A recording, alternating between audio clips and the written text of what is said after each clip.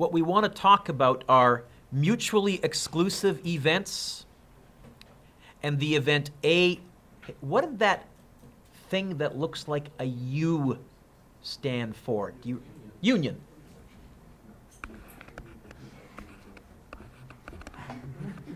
Intersection is the other one. And that, honestly, that's how I remember it. It's not a U, intersection. Okay?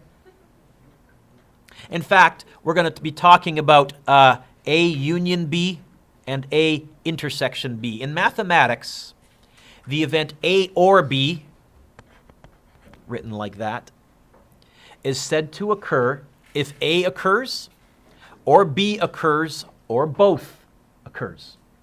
So if I say to you, what's the probability of rolling a 3 or picking a heart? What we're really saying is, if one or the other or both occur, then that's acceptable. The event A and B, written as, hey, what was that symbol? Intersection, overlap, both, occurs if A and B happen at the same time simultaneously. Okay? We need to give you some terminology. The terminology is important. Unfortunately, there's going to be two important terms, one this lesson, one next lesson, and kids get them mixed up because they sound kind of alike. So I'm going to try and be very, very clear. The first one is what we call mutually exclusive events.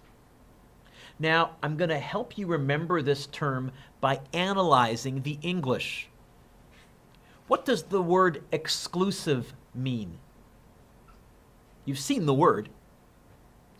If a club is very exclusive, what does that mean? Yeah. It means it would only let in a certain type of people. So I'm going to remember that as saying, you're not welcome, you're not part of it. Mutually means both of us. What mutually exclusive means is both can't happen at the same time. You want an example of a mutually exclusive event? If you roll a single die and event A is rolling a 3 and event B is rolling a 4, can you roll a 3 and a 4 at the same time with one dice? They're mutually exclusive. You want another mutually exclusive? Picking one card and it's red and black. Can you be a red card and a black card at the same time? No. Mutually exclusive. So it says this. Consider the experiment of rolling a die and noting the result. We're going to have event A be an even number is thrown. Here's a lovely Venn diagram. What numbers would be in circle A, the event an even number is thrown? Don't overcomplicate it. 2, 4, and 6. Event B is an odd number is thrown. What would be in the odd number? 1, 3, and 5. Would anything be outside of these circles? Is there anything that doesn't fit in? Is there any other type of a roll? Okay, but I always ask because maybe with the deck of cards there could be, or something more complicated. So it says, mark the outcomes in a Venn diagram. There's our sample space. List the outcomes for the event A. So the outcomes for A, I'll use our fancy set notation. 2, 4, 6. The outcomes for event B, 1, 3, and 5. Hopefully that's pretty straightforward so far. What's the event A union B? A or B. Now in English, that means you rolled a dice and you got an even number or an odd number. Based on this, what would the union of these two sets be? What events would fit in the union? More specific. 1, 2. I'm going to go ... 5, 6. 1, 2, 3, 4, 5, 6. All of them. What about the intersection, the overlap? Looking at the Venn diagram, what can you tell me about the intersection, the overlap? Nothing. Or in English, can you be odd and even at the same time? So there's the English, and we're going to try and both, Rachel, look at the Venn diagram picture because it's pretty clear, but then we're going to say we want to translate that to English. So Remember our symbol for empty set was a 0 with a line through it. This is the definition of mutually exclusive. Events are mutually exclusive, Taylor, when there's no overlap. Or in English, when they can't happen at the same time. It's nighttime and daytime. Mutually exclusive sets. What about twilight? No, just keep it simple. Don't try and find weird exceptions. Odd or even. You can't be both. Okay? What we're going to try and do is see if we can come up with a formula. And you'll see this is on your formula sheet that I gave you way back when. It says let n, lowercase n, what did that stand for? What was that a symbol for? The number of outcomes in event A. Complete the following. So what's the number of outcomes in event A? 3. What's the number of outcomes in event B? 3. What's the number of outcomes in the union? What's the number of outcomes in the overlap? Put that in your back pocket. And now I'm going to write the probabilities, and I want you to see if you notice these numbers appearing anywhere. What's the probability of A? 3 out of. What's the probability of B? 3 out of 6. What's the probability of A union B? And what's the probability of the overlap?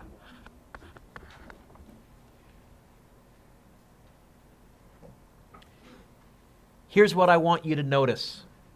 Kyle, if I knew those two, could I figure out that one? Where does the top numerator come from? 3 plus 3. That's not right. It's only right in this simple example, but we're getting close. Let's come back to that in a second. So in this experiment, the events A and B have no common outcomes. The word for that is mutually exclusive. Mutually, think both. Exclusive, think we don't share anything, we're not part of each other, no overlap. Note that in the Venn diagram, the circle for A and the circle for B have no area of overlap, and that's the phrase I often use. They're disjoint. Verify the following. Verify the following. 3 plus 3 is 6. That's what this is saying.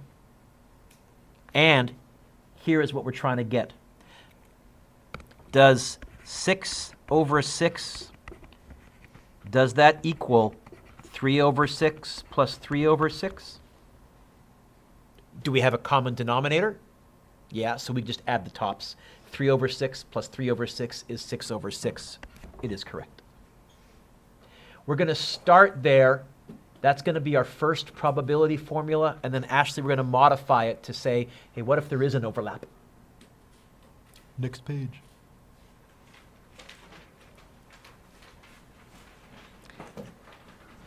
Let's go back to our dice again, because that's easy to keep track of. It's only 6 outcomes. Investigating non-mutually exclusive events. Consider the following. Event A is an even number is thrown. Event B is a multiple of 3 is thrown. Let's fill in our Venn diagram. What are the multiples of 3 when you roll a dice? Why would putting the 6 here be wrong? What's event A? You know what? 6 is even. It's going to be right there.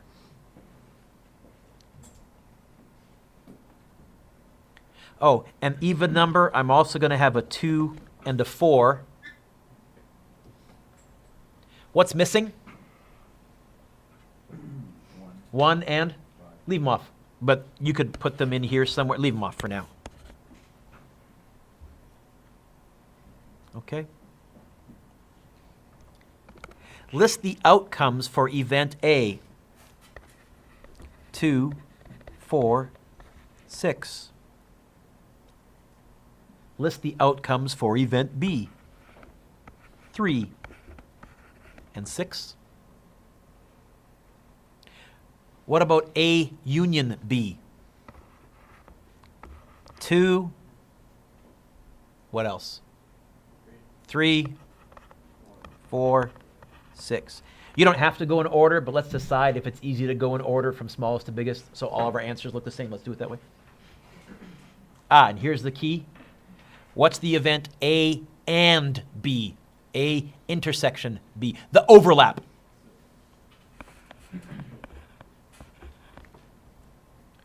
Complete the following. How many elements are there in A? 3. How many elements are there in B? How many elements are there in the overlap? How many, in the OR? 4. How many elements are there in the overlap? It says determine the following probabilities. Now remember, although I didn't write all the numbers in my Venn diagram, how many numbers are there on a die? So these are all going to be out of. So the probability of A is 3 out of 6. The probability of B is 2 out of 6. The probability of the overlap of the union of OR does 3 plus 2. Oh, why did I put? Why am I doing that, Mr. Dueck? 3 out of 6. I was looking at the next number each time. That was dumb of me. Does 3 out of 6 plus 2 out of 6 equal 4 out of 6? No? What's the overlap? Can anyone think of a way that I can use those numbers to come up with an equation? Darian. This is going to be our general probability equation. I fibbed. When I said OR means add, what I should have said was OR means add minus the overlap. It's just that in the first example, there was no overlap, so the overlap was 0. When you minus 0, is that going to change anything? No. So, in this experiment, the events A and B have common outcomes. These are not mutually exclusive. There's an overlap. So it says, verify the following. I'm less interested in the number part, but here is our formula. The probability of A union B, which we said was 4 out of 6. Does that equal? By the way, my abbreviation for does that equal is an equal sign with a question mark above it. Does that equal, what did we say the probability of A was, Brendan? 3 out of 6. Plus, what did we say the probability of B was? Minus, what did we say the overlap was? Is 3 out of 6 plus 2 out of 6 minus 1 out of 6 equal to 4 out of 6? You know what? Let's call this Darian's law. We'll name it for the rest of this unit. There's Darian's law. Okay? No, it works. This is going to give us one of our main probability equations. First of all, two events mathematically are said to be mutually exclusive if they have no common outcomes. Or mathematically, if you notice, if you prove, if somehow mathematically that has to be 0 to get a true statement, then you know they're mutually exclusive even if you weren't sure. Okay? In other words, look up for a sec, don't write this down. If that right there was a 1, this would have to be a 0, otherwise it couldn't be true. You would know they were mutually exclusive, even if you didn't know what the question was from. But it wasn't a 1, it was a 2. Here they are, the two formulas. If A and B are mutually exclusive, or union means add. If they're not mutually exclusive, or means add minus the overlap. This is Darian's law. This is the one that fits all, because if they're mutually exclusive, all you're really saying is that equals 0, so it still works. But this one won't work if they're not mutually exclusive. So I always kind of start here, and then I say, is there any overlap? No, and I just cross that out. This is on your formula sheet. I'll show you. So if you look, I have some probability. Here's talking about odds and complement. Here it is. The union for mutually exclusive, the union for add minus the overlap for non-mutually exclusive. So do you have to memorize this formula, Logan? No, but it's worth, if you get tired of looking it up, remembering or means add. Minus the overlap.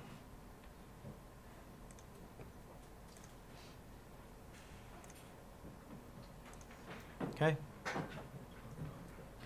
How can you figure out if something is mutually exclusive? Well, the first way, Sterling, is common sense. You ask, can it happen at the same time? So example 1 says, in each case, state whether events A and B are mutually exclusive or not. Let's write yes if they are, no if they're not. So the experiment is a die is rolled. Event A is an even number occurs. Event B is an odd number occurs. Can you be odd and even at the same time? Do you see what I mean by common sense? These are not mutually exclusive. So these are mutually exclusive. Yes, come here, pen. Yes, they're mutually exclusive because there's no overlap. Experiment.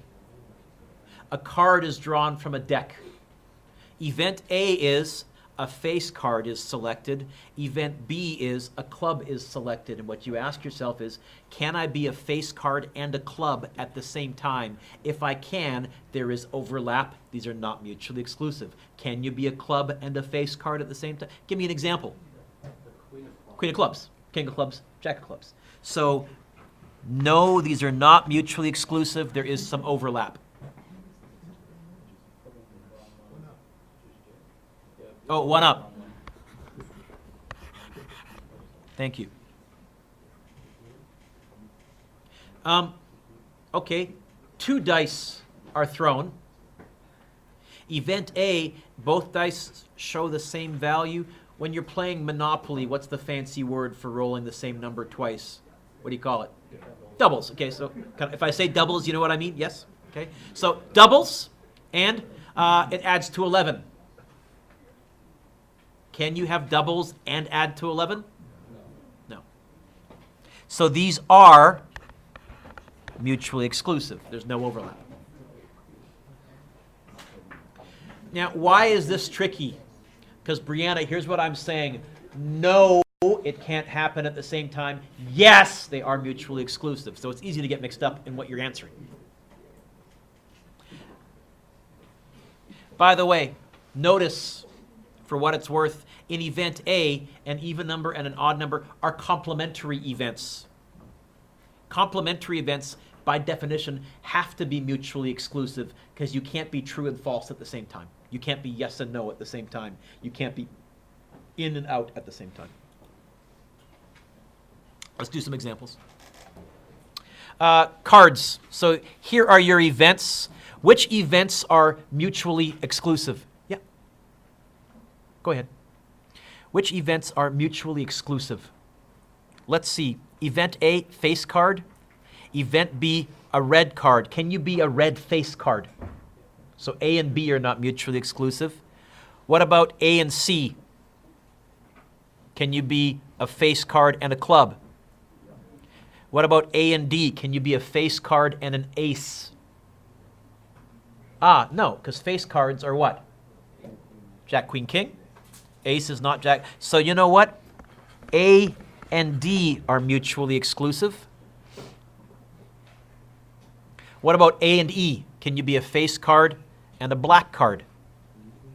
Yeah, okay. I've checked every possibility with A. I'm going to move down. I'm going to pair B up with everything. B, can you be a red card and a club? B and C are mutually exclusive. Can you be a red card and an ace? Yeah. Can you be a red card and a black card? I've tried B with everything. Let's try C with the remaining 2. Can you be a club and an ace? Ace of clubs. Can you be a club and a black card? In fact, you have to be both.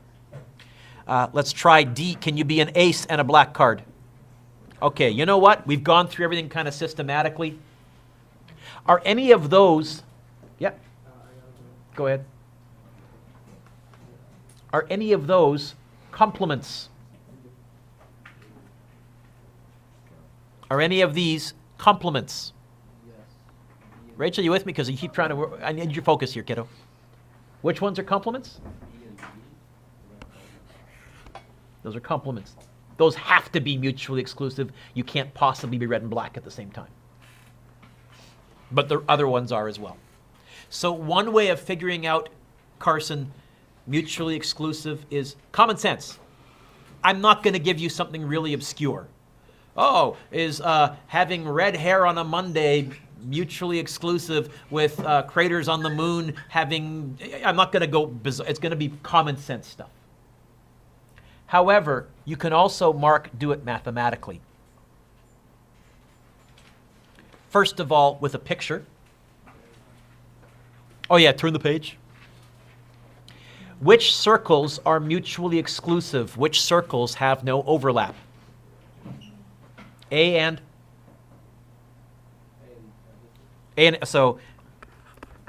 A and B, A and C, A and D, Mr. Dueck? Are there any other circle? What? I heard it.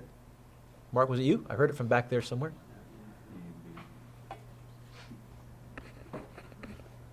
B and D. What about B and C? No. What about D and C? No. There's overlap.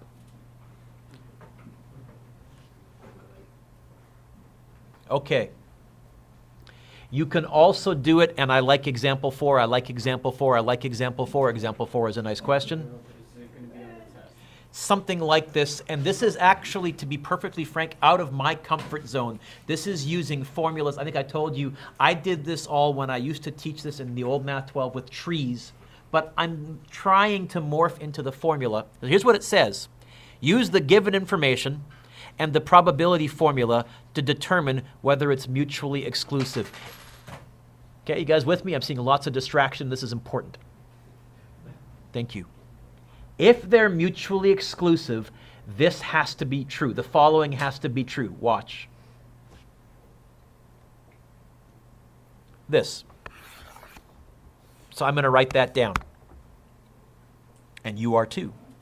I'm going to write down the probability of A or B has to equal the probability of A plus the probability of B. If that is true, it means there is no overlap, which means they're mutually exclusive. Do me a favor now, put a question mark above the equal sign. What I'm really saying is this true? What did they tell me the probability of A union B is equal to in this question? Let's write that underneath right here. Is this true? What did they tell me the probability of A was? 1/4. What's the probability of B? 1/3. Is 1/4 plus 1/3 7/12? Now, in Math 8, we told you to add fractions, you needed a common denominator. You would actually times this by 3, times this by 3, because your common denominator is 12, times this by 4, times this by... Have you guys got a fraction button on your calculator? Get your calculators out. Let's go. 1 fraction button 4 plus 1 fraction button 3. Is the answer 7 fraction button 12?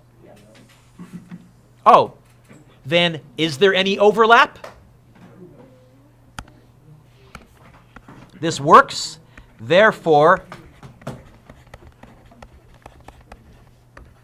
this is mutually exclusive. If it didn't work, I could actually figure out what the overlap had to be. I could subtract and get the overlap by itself, which we'll do in a bit. So here is a question. Here is another way, Brianna, purely mathematically, because I don't know what event A is, I don't know what event B is, but here's what I can tell you. It's impossible for them to happen at the same time. Whatever they are, I don't know. But based on this data, they can't happen at the same time. Let's do an actual application question. A card is drawn from a standard deck of 52 cards. Use the formula to determine that a 9 of diamonds or a heart is drawn. Okay? We want this. Probability of, how about 9D union H? Is that a good abbreviation for 9 of diamonds or heart? That's going to be the probability of a 9 of diamonds plus the probability of a heart minus the overlap. Now, before I write that, can you be a heart and a 9 of diamonds at the same time? So is there any overlap? I don't need to worry about it. This is not Darien's full law. This is the modified mutually exclusive. Okay. How many 9 of diamonds are there in the deck? 1. Out of how many cards are there in the deck? Plus, how many hearts are there in the deck? 13 out of how many cards are there in the deck? 52. By the way, this is why I said I'm not going to reduce my fractions, because do you notice I have a common denominator right now? What's 1 out of 52 plus 13 out of 52 without your fraction button? 14 out of 52. The probability of getting a 9 of diamonds or a heart is 14 out of 52. Now, if you wanted to, Brendan, you could go 14 fraction 52. It does reduce. I don't care. You'll only have to reduce, Amelia, to check your answer in the back when you're marking. Okay? Did I say Amelia? Alyssa. Wow, where'd that come from? I caught myself eventually. Okay? Oh, by the way, I like example 5. I like example 5. I like example 5. Well, example 5 will be on the test. Absolutely, card questions will be. Okay. B. B. A. B. Well, be quiet, please. What's the difference between, folks? What's the difference between part A and part B? Well, again, it does have the word or, so let's set it up. Probability of a 9 or union a heart, which is going to be the probability of a 9 plus the probability of a heart. Is there any overlap? Do we need to go minus the overlap? Can you be a heart and a 9 at the same time? Minus the probability of 9 intersection heart. That's a terrible intersection. Let's try that a little better. Not much better. Okay. How many 9s are there in the deck? Out of 52. Plus, how many hearts are there? 13. Did I say 9? How about 4 out of 52? Wow, is my mind 2 steps ahead. 4 out of 52. 13 out of 52 minus, so here's the key question. How many 9s are also hearts? 1. Conveniently, I have a lovely common denominator, Chelsea. Hey, folks, without your graphing calculator fraction button, what is 4 out of 52 plus 13 out of 52 minus 1 out of 52 in your head? The probability that you get a 9 or a heart. Okay. So if you've ever watched on TV Texas Hold'em, when they show part of a hand and then they show the probability of them being able to, this is part of what they start to calculate. But it's much more complicated because they're doing more cards. Eventually, we'll have to bring in combinatorics. Oh, and you could, again, reduce 16 out of 52 to 4 out of 13. I don't care. Only reduce quickly to check your answers.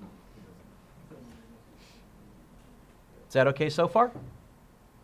Marbles.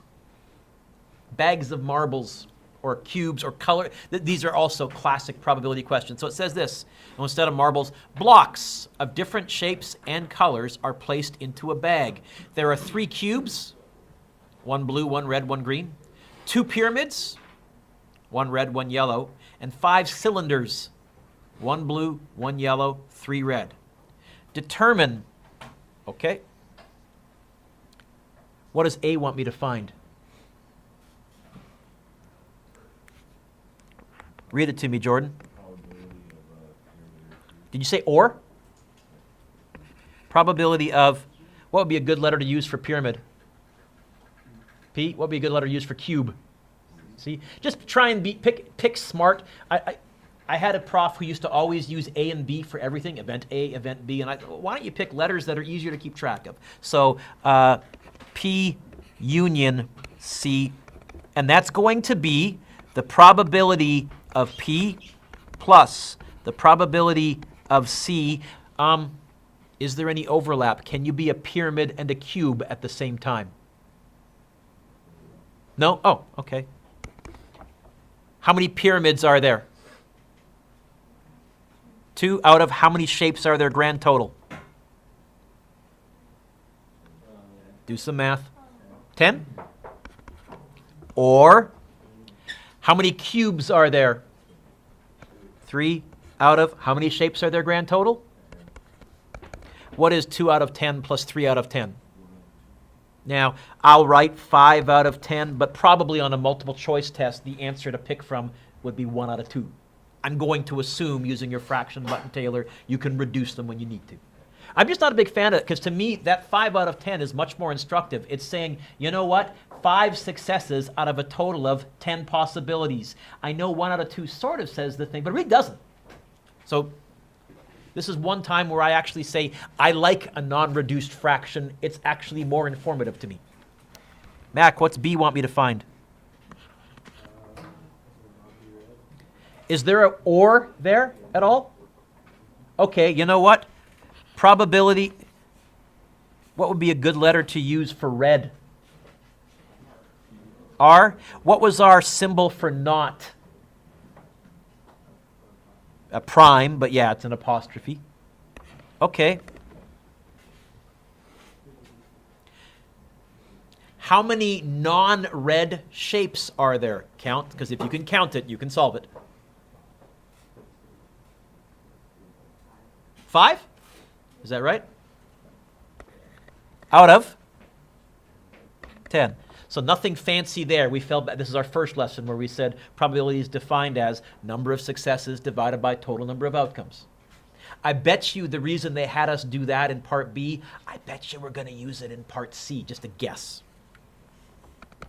Laura, what's part C want me to find? Do you say or? Okay. Probability of red or C. Now, we found the probability that it's not red. If you know the probability that it's not red, don't you also know the probability that it's red? Complement.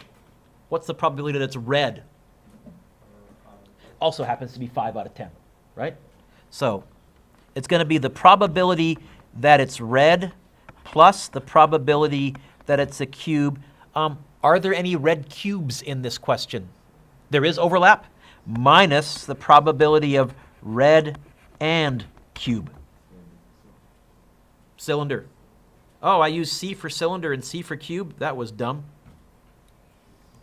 You know what? Look up. Put a little Y there, put a little Y there, put a little, there. CY for cylinder. There, that works. Thank you for pointing that out, because I would have looked at the C up there and used it like an idiot, the way I'm going today. If you can get to this, then, to be honest, Matt, it's just careful counting from here on in. So what did we say? What's the probability, Matt, of red? What was the probability of not red? 5 out of 10. Probability of red is then 5 out of... What if this had been 6 out of 10? What would the probability of red have been? 4 out of 10. Okay, just making sure you don't think it's the same. It just happens to be equal because the complement is 50-50. 5 out of 10 plus... What's the probability that it's a cylinder? How many cylinders are there, Matt, my friend? Out of 10. Minus how many cylinders are red? Matt. How many cylinders are red? Out of?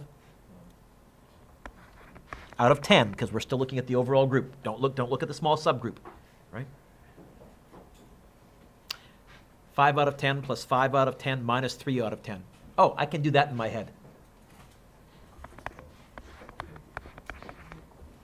And we're already, I think I told you in the very first lesson, all humans have a basic understanding of probability, but as soon as the questions even get remotely complicated, we suck at it, which is why we're superstitious. I'm willing to bet if I'd given you this question on the first day, nobody would have guessed 7 out of 10. It's not an answer that immediately pops to mind. Let's keep going. Turn the page.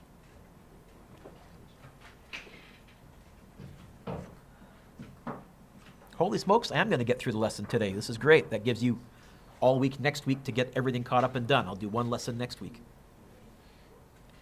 Tom and Andrew were asked to solve the following problem. So here's a medical study. 200 people with neurology symptoms, which include headaches and backaches, participated in a study to evaluate a pain relief medicine. So this is some of what goes on when they're doing drug trials. Okay, Carm, you with me? Good, shut up. Thanks. All the people took the medicine, and the results were as follows. 60 people got headache relief. 126 people got backache relief. 36 people experienced relief from both. These are not mutually exclusive, Sterling. There's overlap. And it says, what's the probability that a person who takes the drug experiences relief from at least one of the two symptoms? Or neither? Tom decided to work on this using a probability formula. Okay. Complete the work. So he said probability that you get headache relief, he used H for headache, is 60 out of 200, and he made it a decimal. I'm not going to bother. I'll leave it as 60 over 200. What's the probability that you get a backache relief? 126 out of 200. What's the probability that you get headache and backache relief? 36 out of 200. Now we can use Darien's law.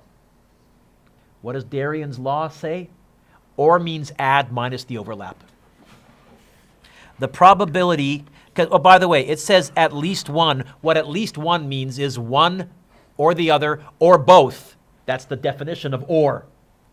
So this is really saying find the probability of H or B, which is going to be the probability of H plus the probability of B minus the probability of H and B.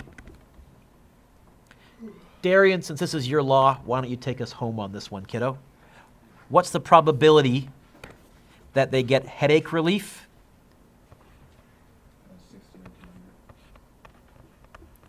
Plus, what's the probability they got backache relief? By the way, do you see why we have to take the overlap into account? Okay? We're counting it twice, actually, because those 36 people that got headache relief and backache relief are also in that 60 and in that 126. Minus, what was the overlap, Darien? 36. So it's going to be 60 plus 126 minus 36.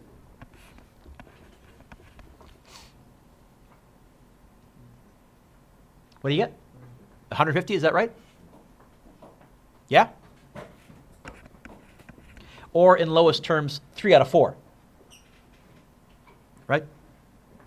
Really? You're having to, is it 3 out of 4? Yeah.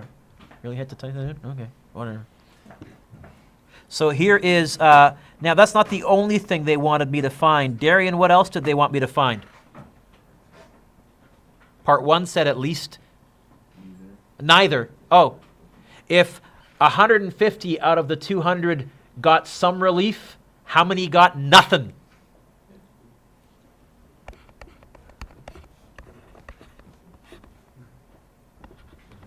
By the way, if you wanted to write that in notation, it's really the probability of H, U, B, not. There's neither. Right? Not one or the other or both. Neither. You could also do this with a Venn diagram. You ready? 36 people went in the middle. Logan, how many people got headache relief grand total? What does the question say? You're right, loudly.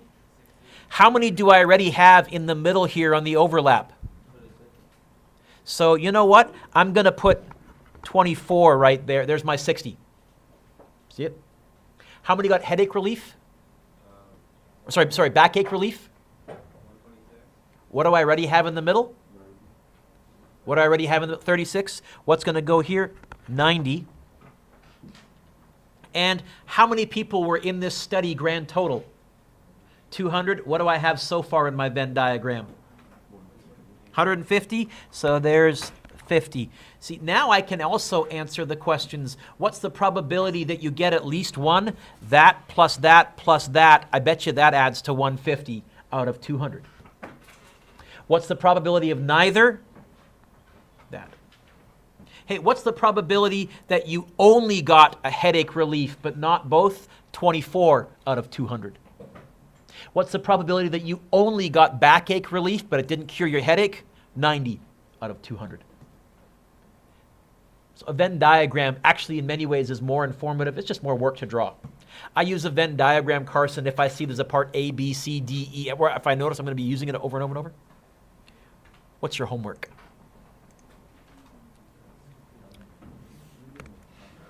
Number 1.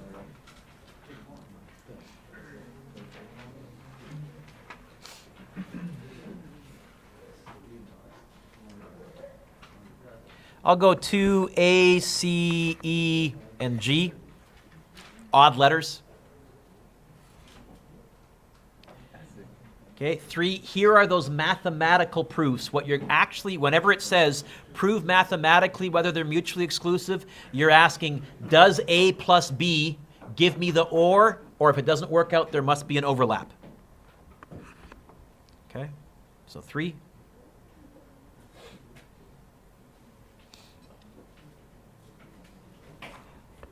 Four is good. Mr. Dueck, wait a minute. It says the probability that Tanya wins is 2 out of 7. The probability that Fujiko wins is 1 out of 5. They didn't tell me whether they're mutually exclusive or not. It's a competition. Can you both win? No. I think any contest, by definition, if we're talking about winning, we're not going to allow ties. They are mutually exclusive. There is no overlap. The answer is going to be add those together. B is a bit trickier. C is a bit trickier, but I'll see if you can figure it out. Card questions are good. 6 is good.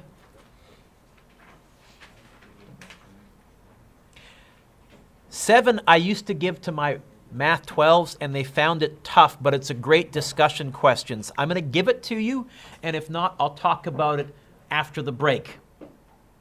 Okay? By the way, what I would really do is I would turn this into a percentage, turn this into a percentage, and you have that as a percentage, and you can use a Venn diagram, I think. Or you can use the formulas. I'm going to skip 8. I'm going to skip 9. 10 is good. 11 is good. Sure, 12 is good. Okay. You have, I was hoping to give you a full half hour or 25 minutes. You're going to have about 20 minutes. Hang on a second, let me hit pause.